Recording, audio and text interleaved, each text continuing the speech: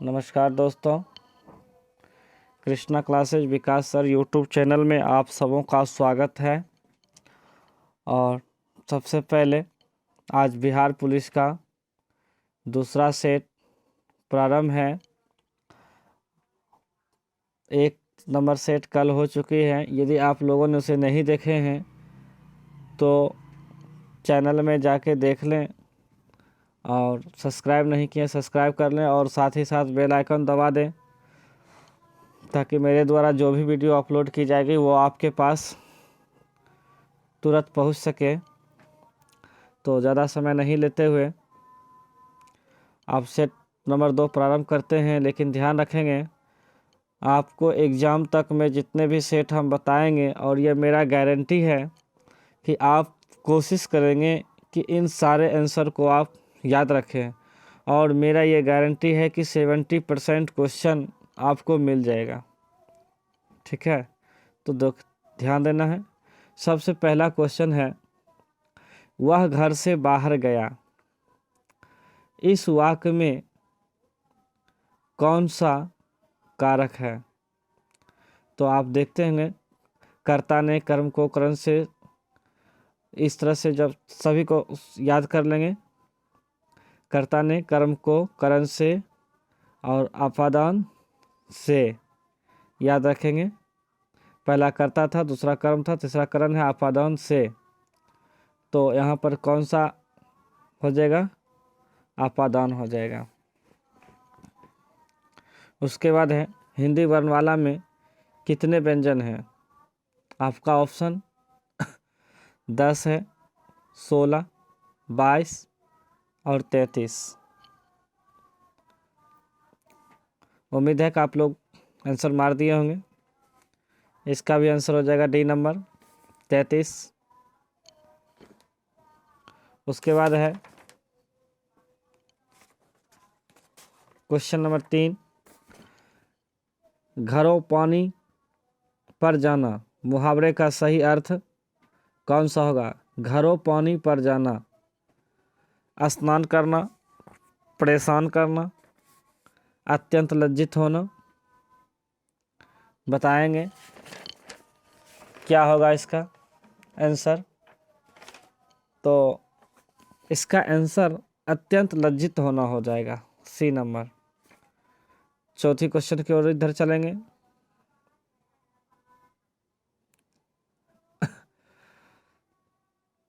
नीचे दिए गए विकल्पों में से कृपण शब्द का विपरीतार्थक शब्द कौन सा होगा? कृपण का उल्टा शब्द बताना है। दाता और कर्म, साधु, तम। इसका जो विपरीत शब्द हो जाएगा दाता हो जाएगा, ए नंबर। कार चलाने से पूर्व सौरभ के पिताजी ने उसे सावधानी बरतने को डैश दिया था। परामर्श, दीक्षा, शिक्षा, प्रशिक्षण। तो बताइए, कार चलाने से पहले सौरभ के पिताजी ने उसे सावधानी बरतने के लिए क्या दिया था? प्रशिक्षण दिया था। किसी को बताएंगे, सलाह देंगे, तभी तो कुछ कर पाएगा ना। कृति शब्द का समार्थी कौन सा शब्द होगा? कृति का समार्थी समान शब्द बताना है। प्रशंसा है, करने वाला है, कृति है और रचना है। यहाँ पे हो जाएगा डी नंबर, रचना हो जाएगा। 7 नंबर क्वेश्चन, संयुक्त शब्द का विलोम शब्द कौन सा होगा? संयुक्त का, संयुक्त मतलब आप जानते ही होंगे, इकट्ठा होना, जमा होना होता है। तो इसका विलोम शब्द एकजुट, विचित्र या अकेला या एकाकी। यहाँ हो जाएगा 7 नंबर का आंसर, सी नंबर, एकांकी हो जाएगा। नीचे दिए गए विकल्पों में से तत्सम शब्द का चयन कीजिए। अचरज, इज्जत, आम और आश्चर्य।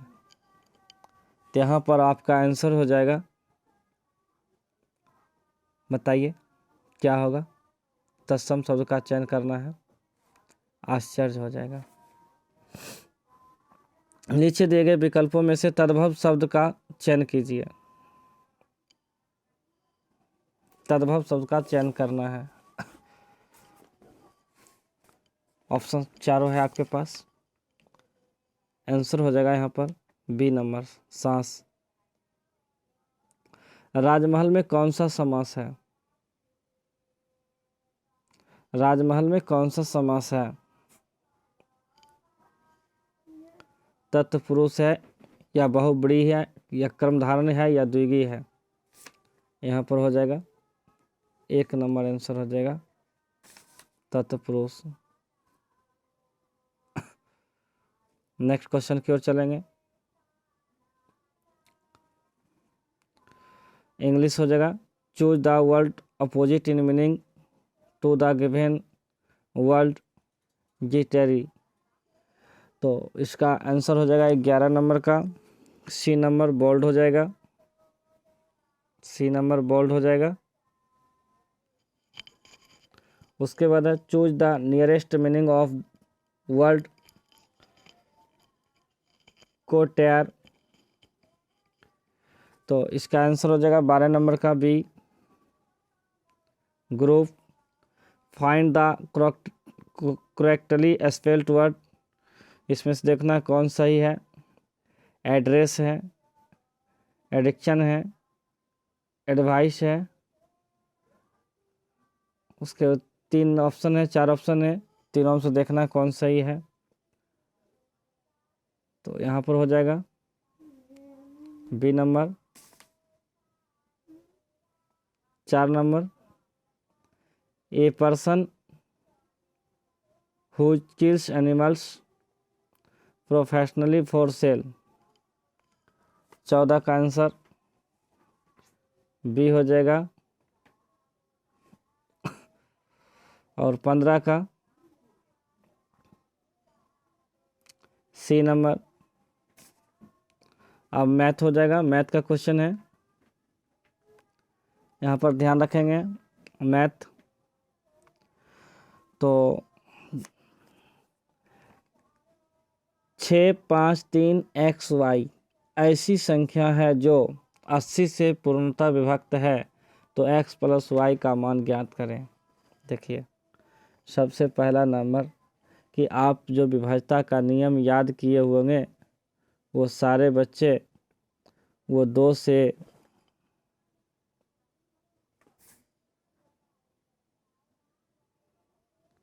वो 2 से 11 तक के विभाज्यता के नियम याद किए हैं। अब देखिए यदि सपोज डैट आपको 24 का विभाज्यता का नियम पूछ दे तो आप 11 के अंदर उसको तोड़ने का कोशिश करें कि 3 × 8 होता है। अर्थात आप कह सकते हैं 24 के विभाज्यता के नियम में वैसी संख्या जो 3 से और 8 से कटे वह कितने से कट जाएगी? 24 से कटेगी। जैसे आपको पूछ देगा 28 का विभाज्यता का नियम, तो आप बताएंगे इसको तोड़िए 7 × 4 में तोड़िए या 4 × 7 में छोड़िए। उसके बाद आप सुनिए कहेंगे वह संख्या जो 4 और 7 से विभाज्य होगी वह 28 से विभाज्य होगी। तो आपको जैसे 42 का पूछेगा तो 6 × 7, तो आपको बोलना है वैसी संख्या जो 6 और 7 से कट जाएगी वह 42 से कट जाएगी। अर्थात आप 1 से 11 तक को ध्यान रखना है और उसी से गुणनखंड करके आपको बनाना है। तो अभी आप ध्यान देंगे ये जो है XY लास्ट 80 से विभाज्य, 80 के लिए आप क्या कहेंगे? वैसी संख्या, 80 के लिए हम बोलेंगे वैसी संख्या जो 8 और कितना से विभाज्य होना चाहिए? 10 से। और एक बात और याद रखिए 10 से विभाज्य होने के लिए किसी भी संख्या का अंतिम अंक क्या होना चाहिए? 0। अर्थात यहाँ से बताइए आप y का मान क्या हो गया? 0 हो गया। ठीक है, अब बताइए यहाँ हम कौन सा अंक रखें ताकि 8 से कटना चाहिए? तो यहाँ बच गया 3x 0। यहाँ पर आपको अब x की जगह पर मान रखना है तो यहाँ पर 2 रख देंगे, तो 8 चौक 32, 2, ये 2 से भी कट 8 चौक 32 हुआ, उधर 0 बच गया। यानी 8 के विभाज्यता का नियम क्या कहता है? वैसी संख्या जिसका अंतिम 3 अंक 0 हो, अंतिम 3 अंक 0 हो या अंतिम तीनों अंक 8 से कट जाए तो उसको हम क्या कहेंगे कि वह संख्या 8 से विभाज्य है। और यहाँ पर ध्यान रखना, जब हम यहाँ पर अंक सेट करेंगे x जगह पर 4 रख देंगे तो ये संख्या 80 से पूर्णतः विभक्त हो जाएगी। 4 भी रख सकते हैं और y का मान तो 0 आ चुका है। तो इस तरह से जब हम मान सेट करेंगे 6 रख के देखेंगे तो 8 चौक 32 होता है। उधर बच गया शेष 4 बच गया, 4 पर 0 उतरेंगे 40 हो जाएगा। यानी x की जगह पर कितना रखना होगा 6, y वाला तो 0, दोनों को जोड़ देंगे तो बराबर आंसर कितना हो जाएगा 6, टी नंबर।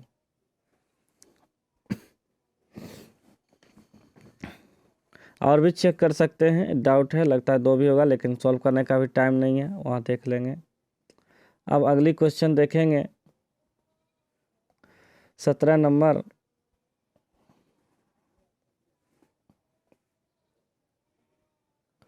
x² प्लस के x प्लस 12 का गुणनखंड x प्लस 3 हो तो यह किसके बराबर हो जाएगा। तो आप इस क्वेश्चन को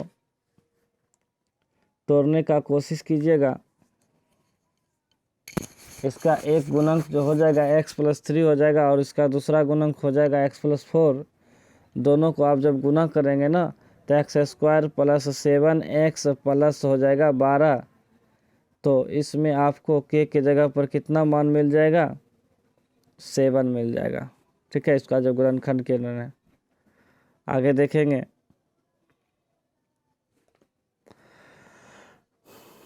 एक प्रतियोगिता में 5 बच्चे भाग लेते हैं, प्रत्येक बच्चा एक दूसरे के साथ खेलता है तो कितने खेल खेले जाएंगे। ये वही क्वेश्चन है जैसा कि आप देखते होंगे कि एक किसी बर्थडे में 5 आदमी हैं, सभी एक दूसरे से हाथ मिलाते हैं तो कुल कितने बार हाथ मिलाएंगे। तो इसका जो क्वेश्चन होता है तो ये आप परम्यूटेशन कॉम्बिनेशन पे आधारित होता है। इसका सूत्र हो जाता है कि जैसे 5 बच्चे हैं तो 5 ऊपर हो जाएगा, फिर C 5C और प्रत्येक बच्चे एक दूसरे के साथ मिलाते 2, तो इसको सेट करेंगे फैक्टोरियल 5 बटा 5 माइनस 2 फिर फैक्टोरियल 2। इसको जब सॉल्व करेंगे तो 5 फैक्टोरियल को आप 5 गुना 4 और उधर फैक्टोरियल 3, इधर घटाएंगे तो फैक्टोरियल 3 और उधर 2, तो ये 3 3 कट गया तो बराबर कितने बार हाथ मिलेंगे 10 बार मिलेगा हाथ। उसके बाद है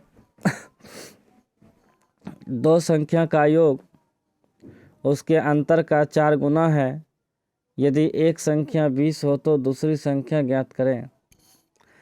बताया 2 संख्या का योग उसके अंतर का 4 गुना है, यदि एक संख्या 20 है तो दूसरी संख्या क्या होगी। आप इसमें से करना है कि माना कि जब एक संख्या जब 20 है तो दूसरी संख्या को क्या मान लेंगे 20 माइनस x मान लीजिए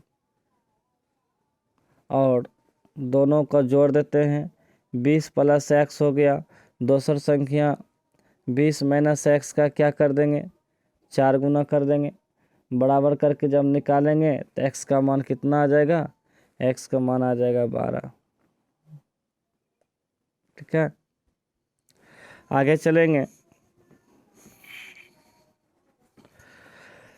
ये 1 प्लस एक्स बाय 144 बराबर 13/12 है। तो आप यहाँ पर इसको करना है, जब इसको सॉल्व करेंगे तो इसको रूट को पहले हटा दीजिएगा। जब रूट हटेगा तो इस पर स्क्वायर चलाएगा, तो इस पर जब स्क्वायर आ जाएगा तो यहाँ से बच जाएगा 1 प्लस एक्स बाय 144 बराबर 169/144। ये और ये कैंसिल हो जाएगा, ये उधर जाके घट जाएगा। यहाँ पर 169 हुआ, ये माइनस उधर चल जाएगा तो कितना हो जाएगा, ध्यान रखना, थोड़ा सा मिस्टेक बुझा रहा है। इसको तो इस तरह से भी बना सकते हैं, 144 इसको सर हटा देंगे तो 1 प्लस x बटा 144 बराबर 13 का स्क्वायर भी 169 हो जाएगा और 144, ठीक है। इसको गुना करेंगे तो 144 प्लस x बटा 144 बराबर हो जाएगा 169 बटा 144। ये और ये कैंसिल। इसको जब उधर जा घटाएंगे ना तो x बराबर जो आएगा वो बच जाएगा, x घटा के 25, x का मान कितना आ जाएगा तब 25 आ जाएगा, ठीक है। ऑप्शन नंबर फर्स्ट हो जाएगा। अगला क्वेश्चन पर ध्यान देंगे। एक विद्यार्थी जो कि 20% अंक प्राप्त कर 60 अंक से फेल हो जाता है, दूसरा जिसे 32% अंक प्राप्त कर उसे आवश्यक अंकों 84 अधिक, तक कुल परीक्षा में अंक कितनी होगी। देखिए, परीक्षा संबंधित जब भी क्वेश्चन आपको आए ना, आप मान लीजिए ये कुल परीक्षा पूर्णांक, अब माना कि यहाँ से जो चलेगा पहले 0 और यहाँ चलेगा तो वो फुल में फुल ले आएगा, और बीच में आप दर्शा दीजिए कि यहाँ आएगा तो पास हो जाएगा। अब बताइए, एक विद्यार्थी 32 लाया, दूसरा विद्यार्थी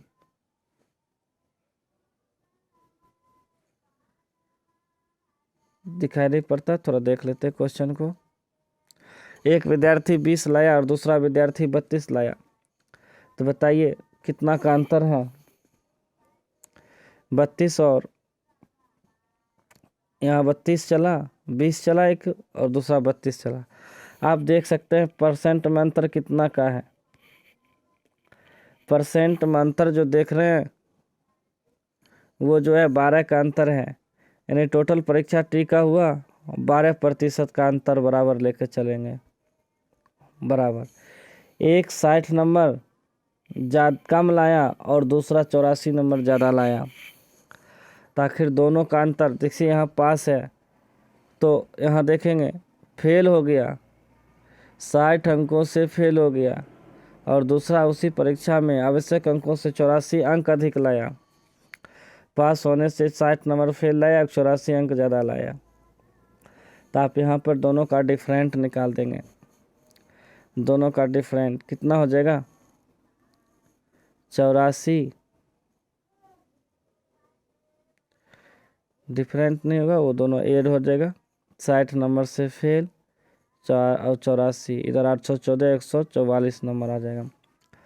टोटल का 12% के बराबर 144 नंबर, इसको यहाँ 100 कर देंगे, ये कट जाएगा बराबर 44 से। अब देखिए टोटल कितना का परीक्षा हो गया, यहाँ 1200 का, ठीक है, ध्यान रखना। आंसर हो जाएगा सी नंबर। देखिए जब दोनों फेल हो जाएगा तो वहाँ अंतर निकालेंगे माइनस का, दोनों पास होने से ज़्यादा आएगा यानी प्लस आएगा तो वहाँ पर अंतर माइनस होगा। एक फेल होगा, एक पास होने से ज़्यादा आएगा तो वहाँ पर अंतर निकलेगा क्या चीज़ कर प्लस करके, चीज़ ध्यान रखना। 10 गुना 10 गुना 4 मीटर में कमरे की अधिकतम लंबाई। अब देखिए मान लीजिए कि ये आपका कमरा है, कमरा है, आप इसमें अधिकतम छड़ की लंबाई रखना चाहते हैं तो आप इसके विकर्ण में रखेंगे तभी तो निकलेगा ना। आप बताइए कि विकर्ण बराबर क्या होता है, √अंडर लंब स्क्वायर जोड़ आधार स्क्वायर जोड़ कर्ण स्क्वायर, तीनों भुजा का लंब। 10 का स्क्वायर निकाल देंगे, फिर 100 के 10 का स्क्वायर 2 बार आ जाएगा, उस यानी कि √अंडर 10 का स्क्वायर 10 का स्क्वायर 4 का स्क्वायर। जब इसको आप सोल्व करेंगे तो आपका आंसर जो आ जाएगा वो आ जाएगा आपका 14.7। अगला क्वेश्चन चलेंगे। किसी संख्या में 999 से भाग देने पर शेषफल 377 है तथा शेषफल 105 हो तो संख्या ज्ञात करें। देखिए कोई संख्या उसमें 99 से भाग दिए तो भागफल इतना या शेषफल इतना है संख्या। आप क्या कहते हैं, आप देखिए कोई संख्या यहाँ हो, यहाँ पर क्या कहते हैं इसको भाज, जिससे भाग देते हैं उसको भाजक, जितना बार लगता है उसको क्या कहते हैं भागफल, और यहाँ पर शेष। तो बताइए भाज बराबर क्या होता है, भाजक गुना भागफल और जोड़ क्या होता है शेष। तो आप इसको गुना कर देंगे, किसी संख्या में 999 से भाग दिए तो दोनों को गुना करके 105 को आप जोड़ देंगे तो आपका आंसर हो जाएगा 37 67 38। 37 67 38 नहीं सॉरी 28 आएगा, ऑप्शन नंबर सी। अगली क्वेश्चन, एक स्कूल में 40 छात्रों की औसत आयु 8 वर्ष है। जब शिक्षक की आयु जोड़ दी जाती है तो औसत आयु 1 वर्ष बढ़ जाती है, तो शिक्षक की आयु क्या। आप इतना समझिए कि 40 छात्र जो है सब 8-8 साल का होगा। अगर शिक्षक भी मान लीजिए शिक्षक भी 8 साल के ही आ जाएगा तो औसत में ना किसी को कमी होगा ना किसी को वृद्धि होगा। आप इतना जानिएगा। तो आप लोगों के पास मान लीजिए 8-8 वर्ष सब है और हम भी 8 वर्ष का आ जाए तो किसी को कोई तकलीफ नहीं होगा। लेकिन मेरे आने से आप सबकी औसत आयु में 1-1 बढ़ जाती है तो इसका मतलब हम आप लोगों से ज़्यादा हैं। इतना जानिए शिक्षक की आयु तो 8 वर्ष होगा ही होगा, प्लस पहले से 40 विद्यार्थी एगो मेरा लगा कर 41 हो गया, तो आखिर सबको 1-1 बढ़ाने के लिए तो कुल एक्स्ट्रा में भी तो 41 चाहिए ना। तो बताइए तो शिक्षक की आयु कितनी हो जाएगी 49 वर्ष। ठीक है, ऑप्शन नंबर ए हो जाएगा। अगला है, ये तो आप बना ही लेंगे 25 नंबर का एलसीएम। इसका आंसर हो जाएगा एचसीएफ निकालना है आपका, हो जाएगा इसमें आंसर आप लोग बताइए बी हो जाएगा। हाँ यहाँ पर देखना है 8000 के लिए 1.5 वर्षों में यानी 1.5 वर्षों में 10% वार्षिक अर्धवार्षिक ब्याज की दशा में चक्रवृद्धि ब्याज ज्ञात करें। इसको थोड़ा सा अच्छा समझाते हैं। देखिए ध्यान रखना कि जो रेट लगेगा आपको 1 साल में 10%, तो आप बताइए वो आपको साल में 2 बार लगेगा तो 1.5 साल में क्या बार लगेगा 3 बार। 3 बार को आप कहिएगा 3 टाइम्स।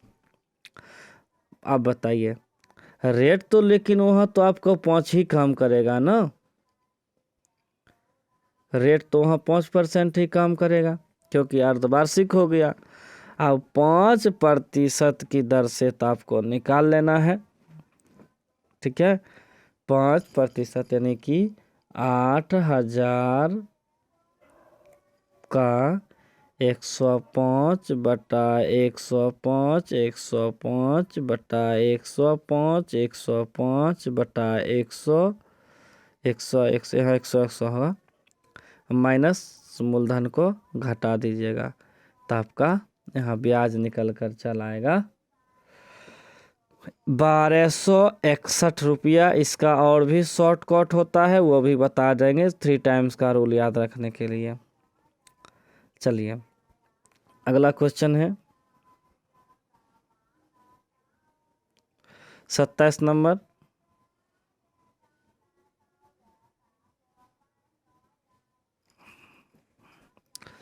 क्वेश्चन है कि 1000 से कम वह अधिकतम संख्या बताएं जो 48 60 और 64 से विभाज्य है। पहले 48 60 64 का एलसीएम ले लेंगे। एलसीएम इसका 960 आएगा तो 960 ही मिल जाएगा।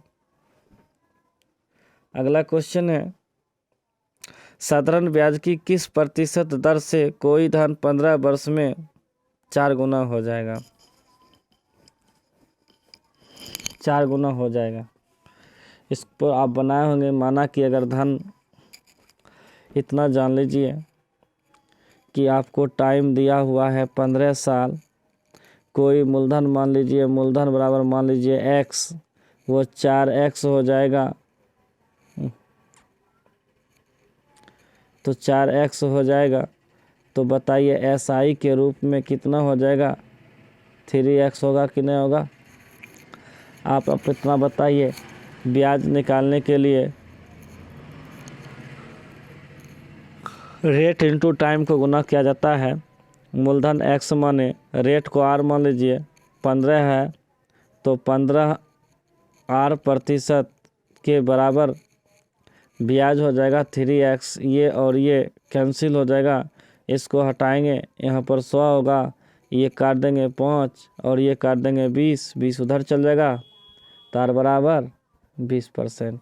आपका ऑप्शन नंबर सी हो जाएगा।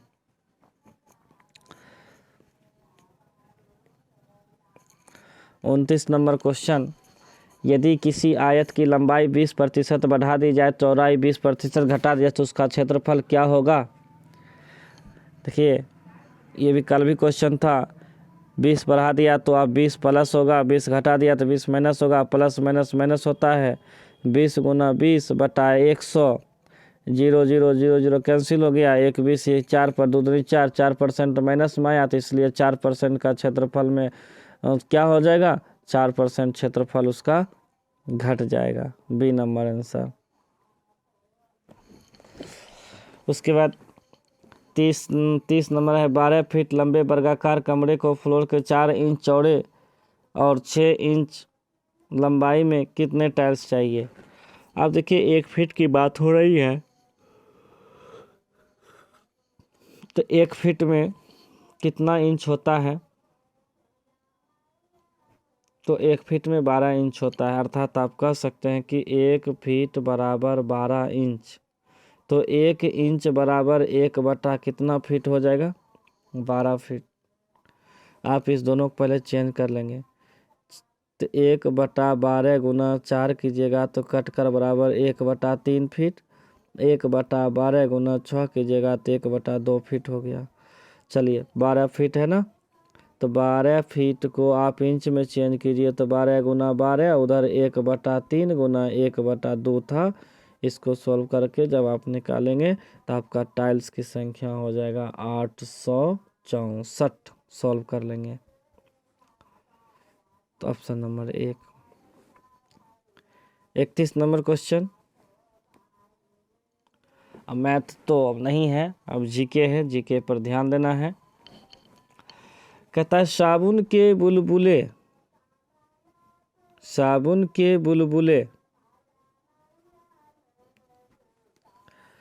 पर श्वेत प्रकाश डालने से रंग दिखाई देता है, इसका कैसा श्वेत साबुन के बुलबुले पर श्वेत प्रकाश डालने से रंग दिखाई देते हैं, इसका कारण क्या है? विवर्तन है कि ध्रुवन है कि व्यतिकरण है कि परावर्तन है? देखिए, जब साबुन के बुलबुले पर आप श्वेत प्रकाश डालेंगे ना, इसका रंग जो दिखाई पड़ता है वो आप बताइए। चलिए अब हम बताते हैं व्यतिकरण के कारण। किसके कारण? व्यतिकरण के कारण। सी नंबर हो जाएगा। उसके बाद देखिए डी नंबर है,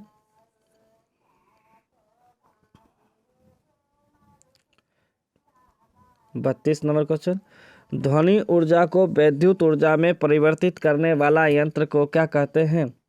एम्पलीफायर या अप्लायक या माइक्रोफोन या फिर प्रेरिक? ध्वनि ऊर्जा को विद्युत ऊर्जा में परिवर्तित करने वाला यंत्र को आप क्या कहते हैं? माइक्रोफोन कहते हैं। मोमबत्ती का नाम सुने होंगे। मोमबत्ती रासायनिक ऊर्जा को किस ऊर्जा में बदलती है? प्रकाश ऊर्जा और ऊष्मा ऊर्जा में। और आप भी ध्यान रखिए, मोमबत्ती में जो बत्ती होती है वो किस गुण के कारण उसका दर्ब जो है ऊपर नीचे चढ़ता है? तो केशिकत्य गुण के कारण। यह भी ध्यान रखना है। लाउड स्पीकर का नाम सुने होंगे। लाउड स्पीकर विद्युत ऊर्जा को किस ऊर्जा में बदलता है? ध्वनि ऊर्जा में। यह भी ध्यान रखना है। और ट्यूबलाइट का नाम सुनेंगे, ट्यूबलाइट, वो भी जो है विद्युत ऊर्जा को किस ऊर्जा में बदल देता है, तो ट्यूबलाइट भी प्रकाश ऊर्जा में बदलता है। ठीक है, आगे ध्यान रखना। 33 नंबर क्वेश्चन,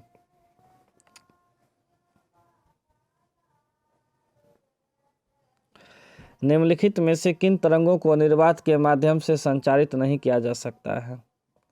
प्रकाश तरंग है, ध्वनि तरंग है, ऊष्मा तरंगे हैं, विद्युत चुंबकीय तरंग है। किस तरंग को निर्वात से नहीं गुजारा जा सकता, संचारित नहीं किया जा सकता है? तो यहाँ पर हो जाएगा आपका ध्वनि तरंगे के माध्यम,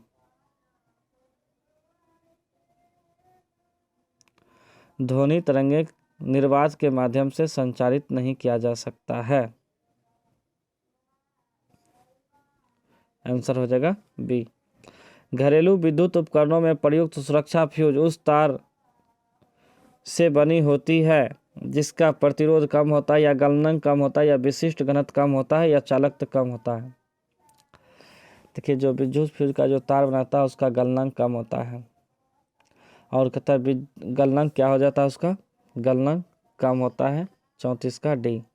और ध्यान रखेंगे, विद्युत फ्यूज का जो प्रयोग जो होता है वो परिपथ में लगे उपकरणों की सुरक्षा के लिए किया जाता है। और अगला पॉइंट 36 से ध्यान, विद्युत फ्यूज में टीन 63% और शीशा 37% मिश्र धातु से बना होता है। आगे, यदि तांबे के तार को दोगुना बढ़ा दिया जाए तो उसका प्रतिरोध क्या हो जाएगा? तांबे के तार को अगर दोगुना बढ़ा देंगे तो बताइए उसका प्रतिरोध क्या होगा? 4 गुना होगा कि 1/4 होगा कि 2 गुना होगा का आधार? इसका प्रतिरोध हो जाएगा ना 4 गुना हो जाएगा। सूखी बर्फ क्या है? सूखी बर्फ क्या है? तो बिना पानी के ठोस बर्फ है, बेंजोइक एसिड है, ग्लेशियर एसिड है, ठोस कार्बन डाइऑक्साइड है। सूखी बर्फ जो होता है वो एक प्रकार से ठोस कार्बन डाइऑक्साइड, ध्यान रखेंगे, ठोस carbon dioxide. Next 37 number, 20 Newton का बल 4 किलोग्राम के पिंड पर कार्य करता है तो उसमें उत्पन्न त्वरण क्या होगा? 20 न्यूटन का बल 4 किलोग्राम पिंड पर कार्य करता है, 4×5=20, यानी कि उसका तो उत्पन्न त्वरण जो हो जाएगा कितना हो जाएगा? 5 मीटर प्रति सेकेंड स्क्वायर। और अगला क्वेश्चन है, 5 मीटर प्रति सेकेंड की दर से गतिशील एक कण की ऊर्जा 125 जूल है। एक कण की ऊर्जा 125 जूल है तो उसका द्रव्यमान क्या हो जाएगा? 125 जूल है ना, तो इसका द्रव्यमान जो हो जाएगा वो 10 kg हो जाएगा। और ध्यान रखना, ऊर्जा कौन सी राशि है? ऊर्जा अदिश राशि है। ठीक है, त्वरण हो गया, वेग हो गया, विस्थापन हो गया, ये सब जो है, और बल हो गया, ये सब कौन सी राशि है? ये सब सदिश राशि है। बल का SI मात्रक क्या होता है? न्यूटन होता है। किसी वस्तु के वेग में परिवर्तन की दर को ही क्या कहते हैं? त्वरण। ऊर्जा का मात्रक क्या होता है? ऊर्जा का मात्रक जूल होता है। चलिए अगली क्वेश्चन, डायोड वह प्रयुक्त है जो धारा को एक निश्चित दिशा में प्रवाहित होने देती है या दोनों दिशाओं में प्रभावित होने देती है। तीसरा है, किसी भी दिशा में प्रवाहित नहीं होने देती है। वो प्रयुक्त में से कोई नहीं। बताइए। डायोड जो होता है जो धारा को एक दिशा में ही प्रवाहित होने देता है, तो ऑप्शन नंबर हो जाएगा यहाँ 39 का 1।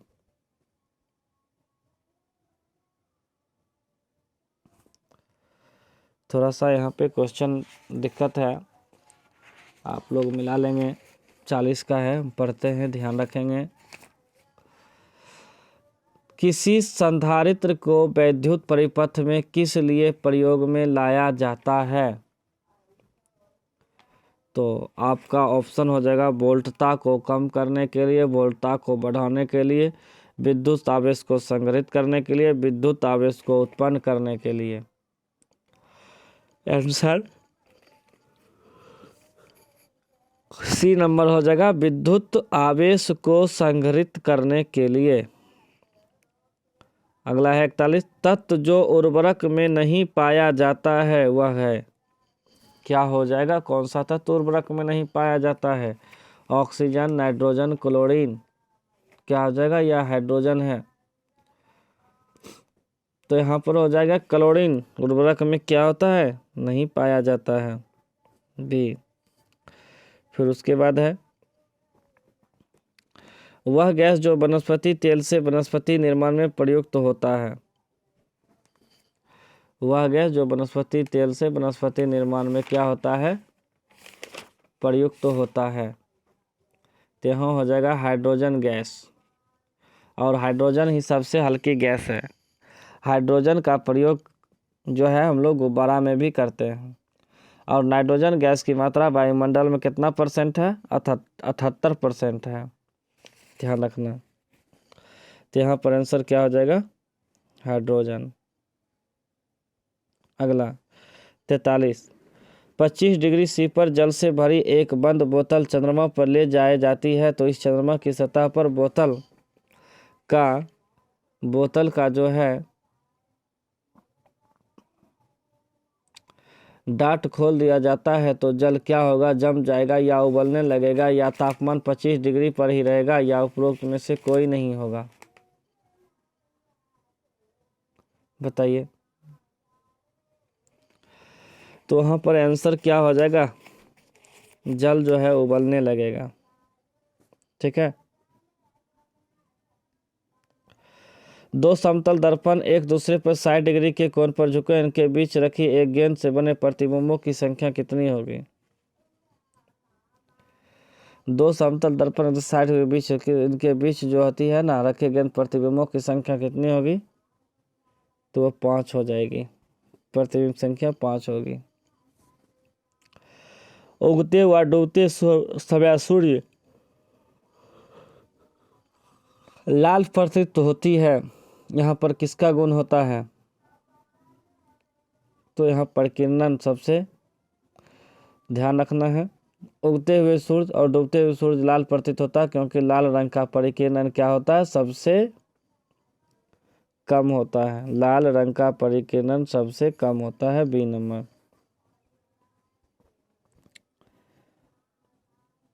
कोशिका का सिद्धांत किसने दिया था, 1 नंबर डार्विन और बैलेंस है, मेंडल और मोगरन है, स्लाइडेन और स्वान है, और हैक्सले है। बताइए कोशिका का सिद्धांत किसने दिया था। कोशिका के अध्ययन को ही हम लोग क्या कहते हैं, साइटोलॉजी। कोशिका का अध्ययन रॉबर्ट हुक ने इसकी खोज किया था।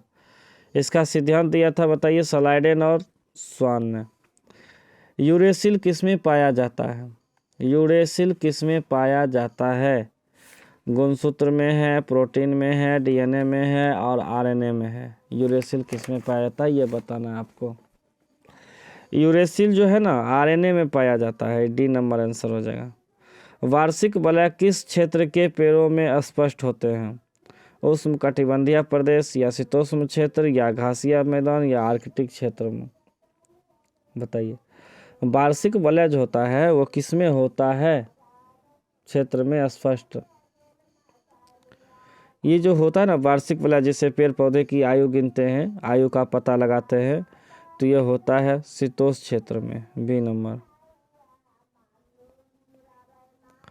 डीपीटी टीका के निम्न में से किस में काम आता है, डीपीटी टीका किस में काम नहीं आता ये बताना ना। डीपीटी टीका जो है पोलियो में काम नहीं आएगा, पोलियो में काम नहीं आएगा। निम्न में से किस में रक्त नहीं होता है किंतु श्वसन करता है, रक्त नहीं होता है किंतु श्वसन करता है, हाइड्रा। शरीर में कोलेस्ट्रॉल की मात्रा कम करने के लिए किसका उपयोग किया जाता है। शरीर में यदि अपना शरीर में कोलेस्ट्रॉल की मात्रा कम करेंगे, मतलब कम करने, तो किसकी मात्रा को आप कम करेंगे, क्या अदरक है, मेवी है, लहसुन है, तुलसी है। कोलेस्ट्रॉल कम करने के लिए हम लोग लहसुन का प्रयोग करेंगे। क्षारीय मिट्टी में उगने वाले पौधे को क्या कहते हैं, जीरोफाइटस, थोड़ा इसका ऑप्शन मिला लेंगे, बस आप क्वेश्चन में परेशानी नहीं होगी।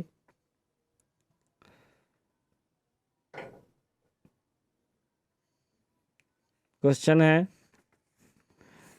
क्षारीय मिट्टी में उगने वाले पौधे को क्या कहते हैं? जीरोफाइटस, बीजोफाइटस फाइट और हाइड्रोफाइट, हेलोफाइट।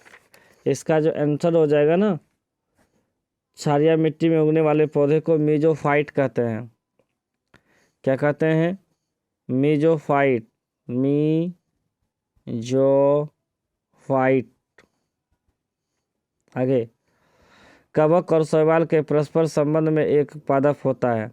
आप बोले थे लाइकेन, जो लिटमस पत्र जो तैयार किया जाता है वो हाइब्रिड किस्म का पौधा होता है जिसका नाम होता है वहाँ पे लाइकेन। ठीक है, लाइकेन जो कवक और शैवाल से मिलकर बना होता है। कल भी क्वेश्चन आया था टेस्ट में।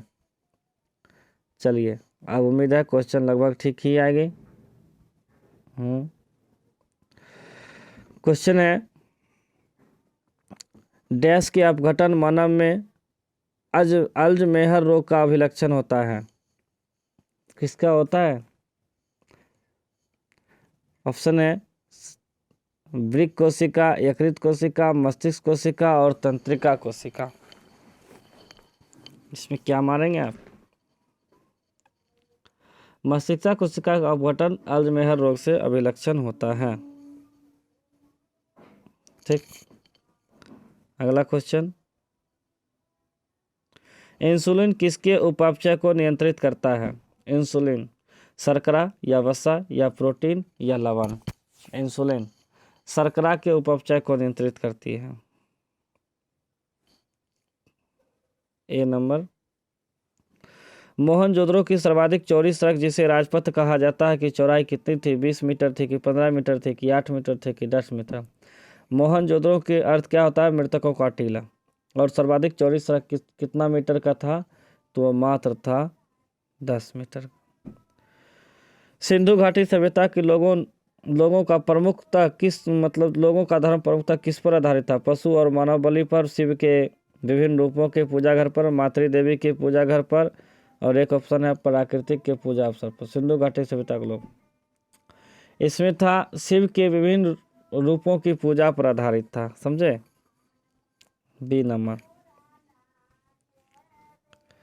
वैदिक सभा और समिति को किस देवता की दो पुत्री कहा गया? वैदिक सभा और समिति को किस देवता की दो पुत्री कहा गया? इंद्र की अग्नि की प्रजापति की बृहस्पति की?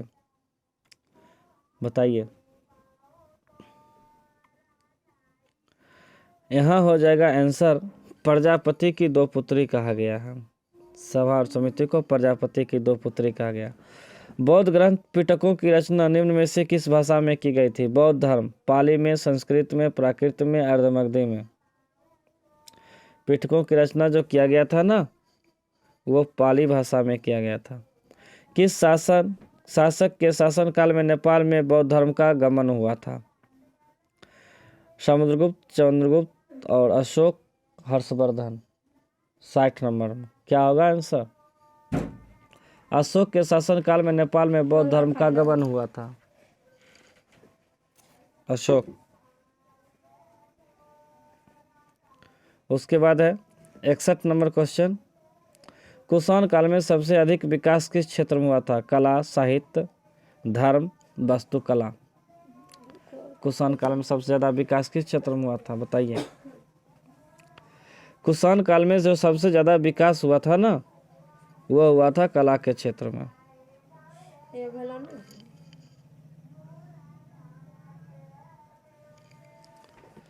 62 नंबर, निम्नलिखित में अंग्रेजों में से कौन सा था जिसमें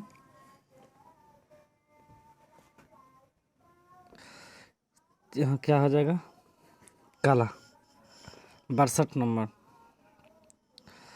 निम्नलिखित में से अंग्रेज में से कौन सा था जिसने सर्वप्रथम भगवत गीता का अंग्रेजी अनुवाद किया था?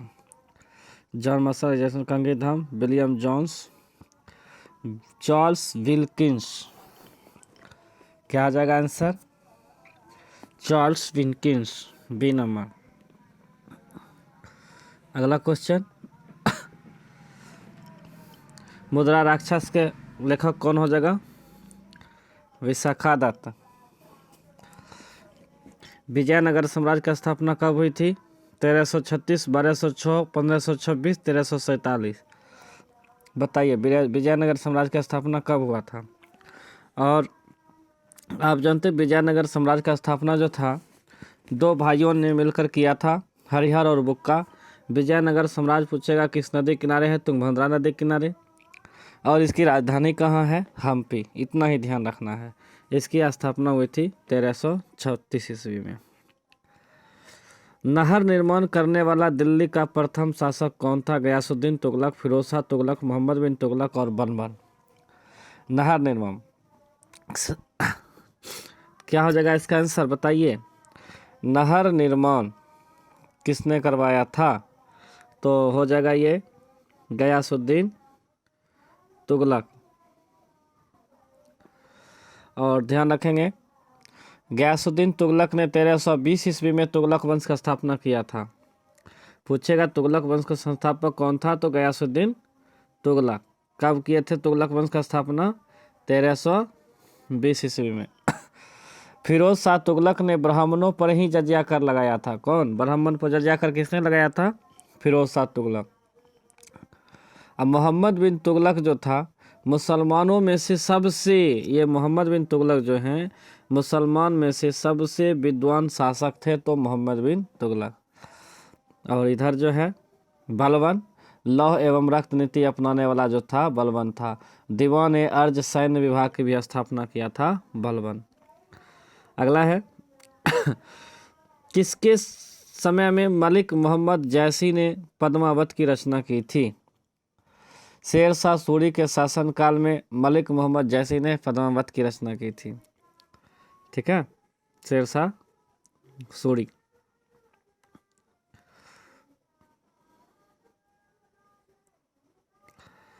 और उसके बाद और भी ध्यान रखेंगे पद्मावत पुस्तक की रचना 1541 ईस्वी में किया गया था। पद्मावत पुस्तक की रचना 1541। यह पुस्तक जो है किस भाषा में अगर पूछेगा ना तो पद्मावत पुस्तक जो है अवधी भाषा में है। और पद्मावती जो है चित्तौड़ के शासक जो था रतन सिंह की रानी थी। पद्मावत चित्तौड़ के शासन किसकी रानी थी? रतन सिंह के। और कहता है अकबर के समय मनसबदारी प्रथा शुरू हुई थी। किसके समय में? अकबर के समय में मनसबदारी प्रथा शुरू हुई थी। ये जो अकबर देख रहे हैं। बाबर तो जानबे करते हैं मुगल वंश का कौन था? संस्थापक था। और औरंगजेब जो था, ये औरंगजेब जो देख रहे हैं ये मुगल बादशाह था। अंतिम मुगल बादशाह, नहीं सॉरी, अंतिम महान मुगल बादशाह था ये। और अंतिम मुगल बादशाह हो जाएगा बहादुर शाह जफर। बेगम हजरत महल ने 1857 के विद्रोह का नेतृत्व कहाँ से किया था? बेगम हजरत महल लखनऊ की, कानपुर की, बनारस की, इलाहाबाद। और अपना बिहार में पूछता है वीर कुंवर सिंह कहाँ से किया था? आरा। यहाँ से आ जाएगा आंसर 67 नंबर का लखनऊ। किसने असहयोग आंदोलन के दौरान विदेशी कपड़ों को जलाया एक निष्ठुर बर्बादी बताया? मोहम्मद अली जिन्ना या रीडिंग या मोतीलाल नेहरू या रविंद्रनाथ टैगोर? रविंद्रनाथ टैगोर ने असहयोग आंदोलन के दौरान विदेशी कपड़ों का जलाया जाना एक निष्ठुर बर्बादी बताया था। रविंद्रनाथ टैगोर। चीन में 1911 ईस्वी के विद्रोह का क्या परिणाम हुआ? चीन में 1911 के जो विद्रोह था उसका क्या परिणाम हुआ था? एक गणतंत्र की स्थापना, सामंतवाद की स्थापना, प्रजातंत्र या जनसाधारण समस्याओं में वृद्धि? यही हो जाएगा 1 नंबर। वर्साय की संधि द्वारा किस मान मर्दन किया गया? किसका मान मर्दन किया गया वर्साय की संधि द्वारा? ऑस्ट्रिया का, कि इंग्लैंड का, कि जर्मनी का, फ्रांस का? बताइए। यहाँ आंसर हो जाएगा जर्मनी। मार्ले मिंटो सुधार बिल किस वर्ष पारित किया गया था? मार्ले मिंटो सुधार बिल किस वर्ष पारित किया गया था? 1905, 1909, 1911, 1920। आंसर हो जाएगा 1909। भारतीय संविधान में मौलिक कर्तव्य का विचार लिया गया है। मौलिक कर्तव्य किस देश से लिया गया है, बताएंगे?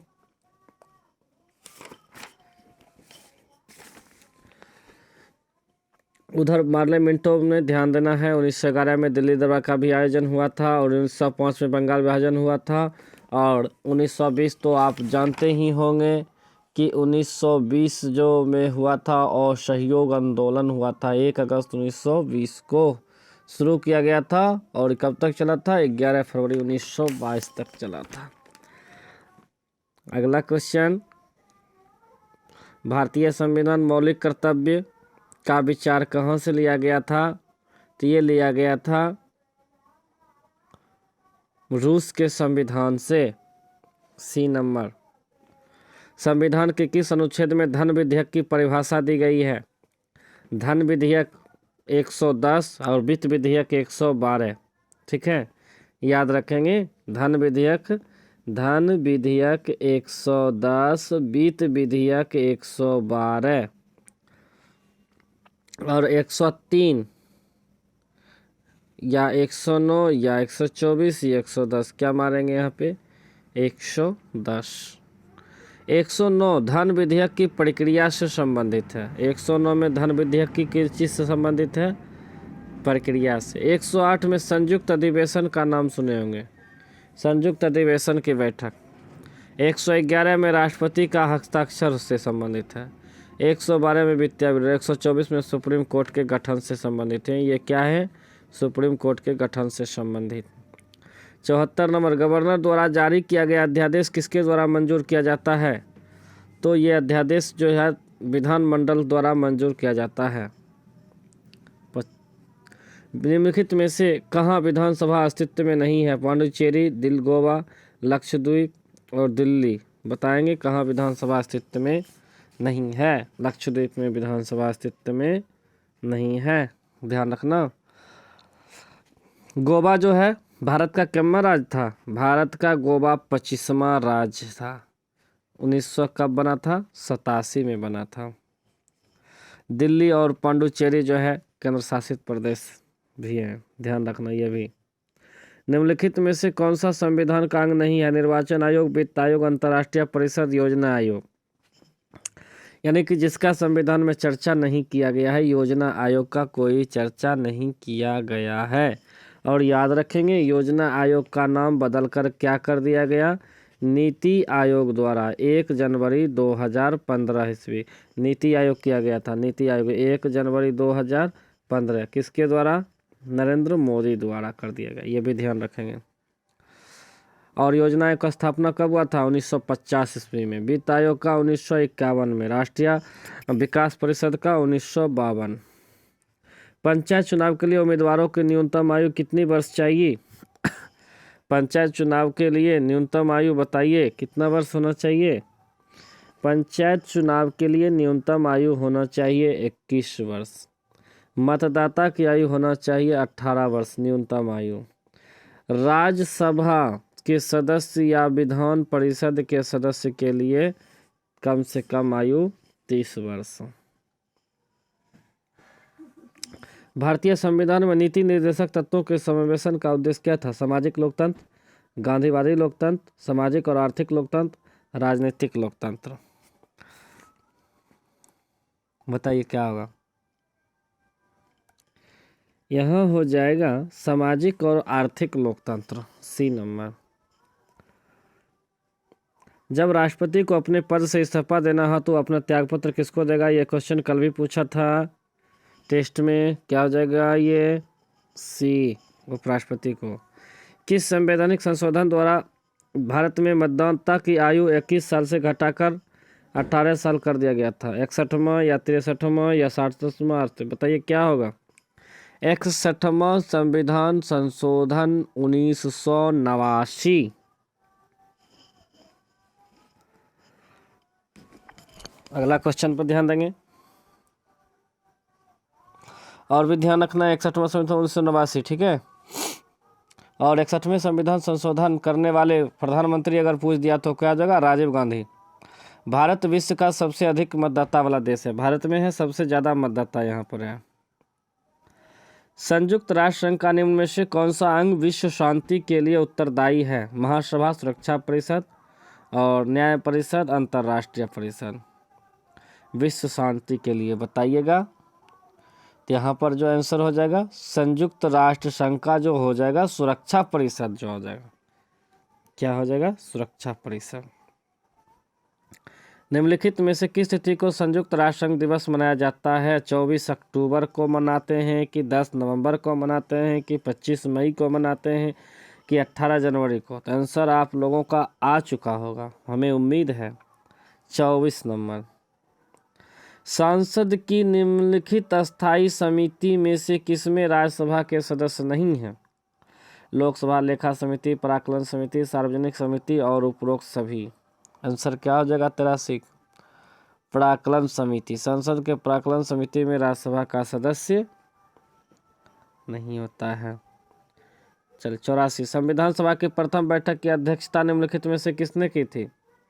ये इतना बहुत इजी क्वेश्चन है, तो इसका आंसर आप कमेंट करेंगे।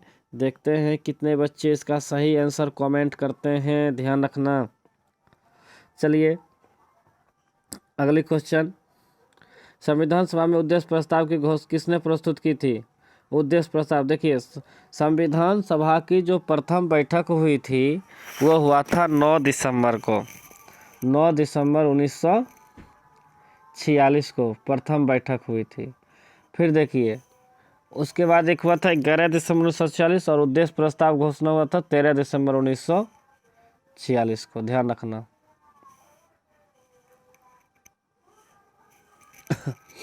और मूल संविधान सभा में कितने सदस्य थे?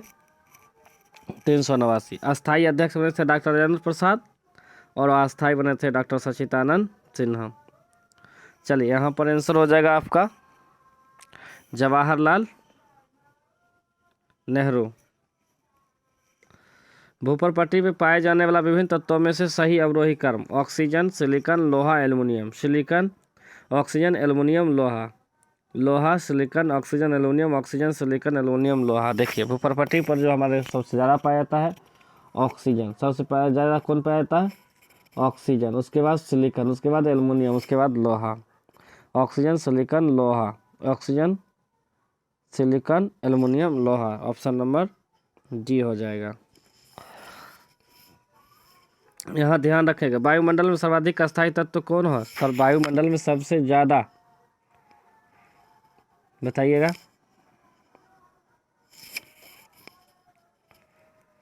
जल वाष्प हो जाएगा आंसर। और पृथ्वी के वायुमंडल का सर्वाधिक घनत्व कहाँ पर होता है? सौम्य मंडल के, मध्यमंडल, समताप मंडल, कायन मंडल में? बताइए। सौम्य मंडल। अगला क्वेश्चन है डोलड्रम क्षेत्र की विशेषता। डोलड्रम क्षेत्र की विशेषता।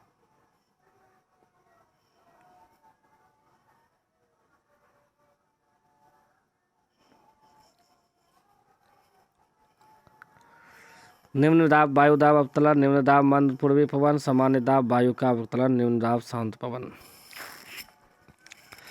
निम्न दाब शांत पवन, निम्न दाब शांत पवन। डोलड्रम क्षेत्र की विशेषता निम्न दाब शांत पवन। दक्षिणी गोलार्ध में चक्रवात की वायु की दिशा होती है, किधर होती है? सुई के अनुकूल होती है। क्या होती है? सुई के अनुकूल होती है। टी मापक में पर किसका मापन किया जाता है? टी मापक से किसका मापन करते हैं? चक्रवातों की शक्ति मापन किया जाता है। रेगिस्तान में बादल अवक्षेप होकर क्यों नहीं बरसते हैं? कम आर्द्रता के कारण।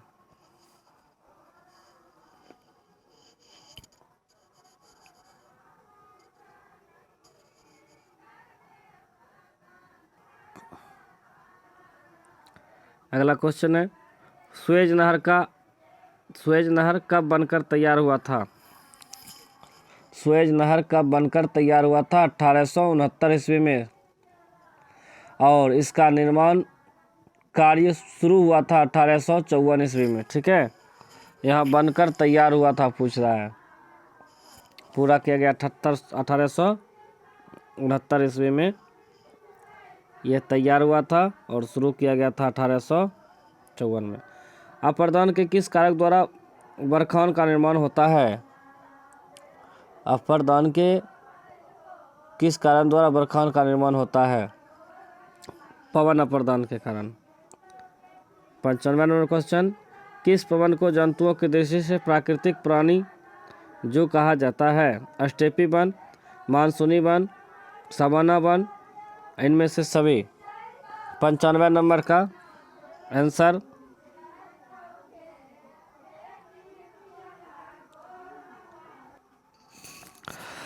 इसका आंसर हो जाएगा सवाना वन, सी। निम्नलिखित में से किस प्राकृतिक प्रदेश में सबसे कम तापमांतर पाया जाता है? 96। सबसे कम तापमान पाया जाता है विषुवतीय प्रदेश में। 98।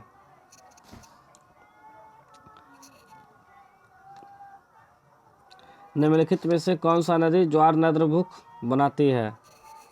नर्मदा नदी। क्या जगह है? नर्मदा नदी। और ध्यान रखना, नर्मदा नदी भ्रंश घाटी से होकर बहती है। किस घाटी से होकर बहती है? भ्रंश घाटी से। और ताप्ती नदी भी ज्वार नद्रमुख बनाती है। ताप्ती नदी भी ज्वार नद्रमुख बनाती है। कृष्णा, कावेरी, महानदी ये सब जो है डेल्टा का निर्माण करती है। पूछेगा डेल्टा का निर्माण करती है। कृष्णा, कावेरी, महानदी ये सब क्या चीज़ का निर्माण करती है? डेल्टा का निर्माण करती है। डेल्टा का आकार कैसा होता है? डेल्टा का आकार जो होता है त्रिभुजाकार होता है। अगला है, भारत के किस राज्य में जनसंख्या घनत्व तो सबसे अधिक है? तो वो हो जाएगा भारत का सबसे किस राज्य में? पश्चिम बंगाल, बिहार, महाराष्ट्र, उत्तर प्रदेश। जनसंख्या घनत्व सबसे ज़्यादा जो हो जाएगा वो आप उनका राज्य हो जाएगा, यानी बिहार। ध्यान सुनेंगे, 2011 की जनगणना के अनुसार भारत का घनत्व 384 प्रति वर्ग किलोमीटर है और बिहार का जनसंख्या का घनत्व जो है 1106 प्रति वर्ग किलोमीटर है। भारत में सबसे कम जनसंख्या का घनत्व कहेंगे तो अरुणाचल प्रदेश का है, 17 वर्ग किलोमीटर। और भारत में सबसे अधिक जनसंख्या घनत्व दिल्ली का है।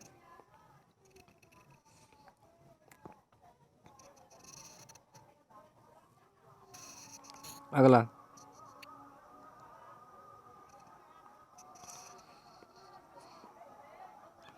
भिलाई इस्पात संयंत्र का निर्माण किसके सहयोग से किया गया? यूके, जापान, जर्मनी, रूस। भिलाई इस्पात संयंत्र का निर्माण ये रूस के सहयोग से किया गया। द्वितीय पंचवर्षीय योजना में भिलाई, दुर्गापुर और राउरकेला इस्पात कारखाना का निर्माण हुआ। उसके बाद दुर्गापुर ग्रेट ब्रिटेन के सहयोग से तथा राउरकेला जर्मनी के सहयोग से बनाया गया। 1968 ईस्वी में बोकारो स्टील कंपनी की स्थापना रूस के सहयोग से किया गया। तो आज का दोस्तों ये था दूसरा सेट, और आप लोग बने रहेंगे चैनल पे। यदि ये सब्सक्राइब नहीं किए हैं तो सब्सक्राइब भी कर लेंगे और अपने दोस्तों को भी शेयर करेंगे। और टेस्ट का जितना भी क्वेश्चन होगा आप उसको 2-3 बार देखें तो अच्छा रहेगा और उसके क्वेश्चन को याद करने की कोशिश करेंगे और ये देखेंगे कि कौन सा क्वेश्चन आपके लिए इम्पोर्टेंट है और कौन क्वेश्चन बार बार आ रहा है, उस पर विशेष नज़र रखना है। तो ठीक है दोस्तों, तो तक के लिए गुड नाइट। और टेस्ट जो होगा बिहार पुलिस का वो डेली टेस्ट लेंगे। याद रखना, जितने भी बच्चे हैं वो बिहार पुलिस टेस्ट के लिए आप ग्रुप में ज्वाइन कर लें, चैनल को सब्सक्राइब कर लें। टेस्ट डेली होगा क्योंकि हमारा मोटिव है अब की बार वर्दी हमारा। ठीक है, ध्यान रखना है। तो इस बार वर्दी आपको लेना है चाहे जैसे भी हो। तो हमें उम्मीद है कि आप इस बार नौकरी अवश्य लेंगे। आप चैनल पर जुड़े रहें, तैयारी करें। तब तक के लिए धन्यवाद।